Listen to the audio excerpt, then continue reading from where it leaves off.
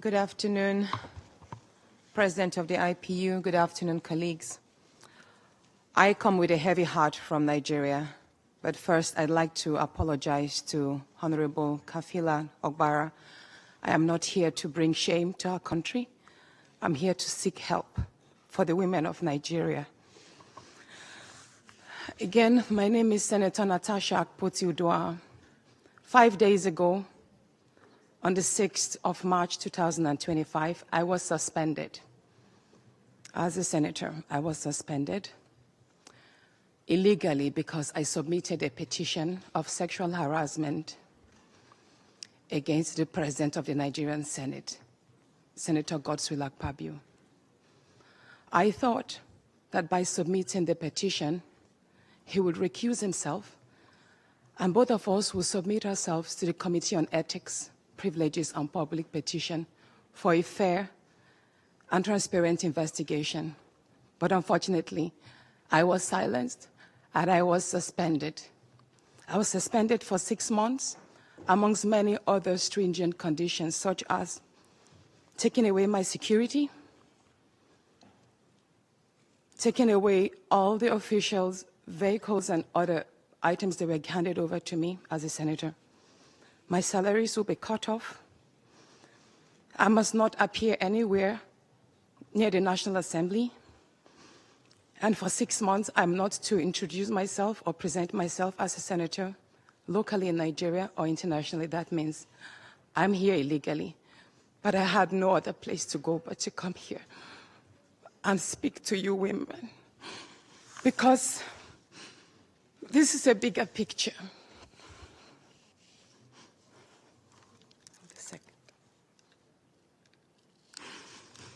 This is a bigger picture. It depicts the crisis of women political representation.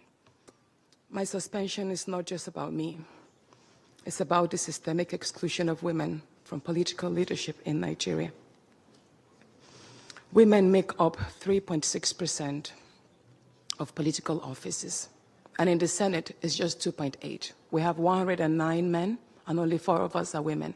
So right now, it's 108 with only 3 women. This is a clear case of political victimization, punishment for speaking out against impunity, corruption, and gender-based violence. The United Nations Declaration 48/104 declares sexual harassment as a form of gender violence. The Senate's actions are an assault on democracy. I was elected by my constituents to represent them. Yet a few powerful men have unilaterally decided to silence their voices by suspending me for 6 months. My call for an open and transparent investigation into harassment allegations have been met with hostility instead of accountability.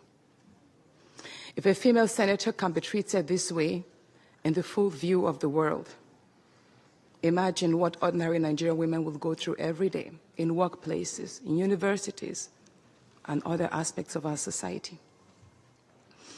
A culture of harassment and silencing must end.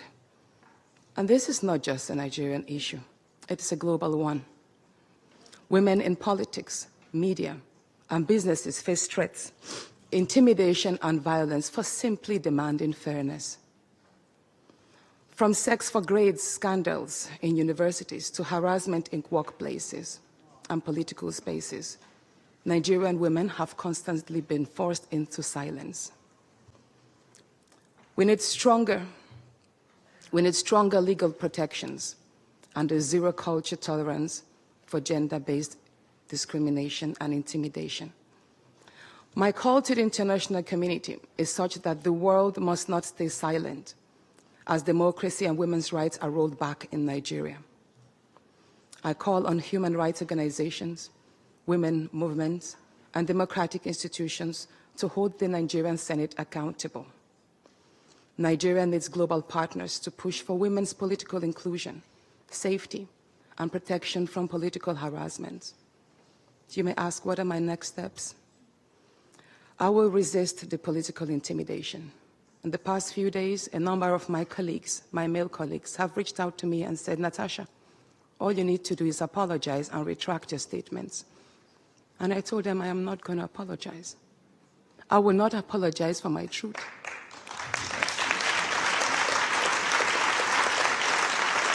Thank you. Thank you. And I told them that I will stand the 6-month suspension, and the very first day I return, I will represent my petition on sexual harassment. And I will continue doing so until there is a fair and transparent investigation. I will fight, thank you. I will fight this injustice and continue to represent my constituents, whether the Senate wants to hear me or not. I will work with women's group, civil society, and legal teams to ensure that this unconstitutional suspension is quashed. This is bigger than me. This is about ensuring that no other woman in politics or public office will ever be silenced again. Thank you so much.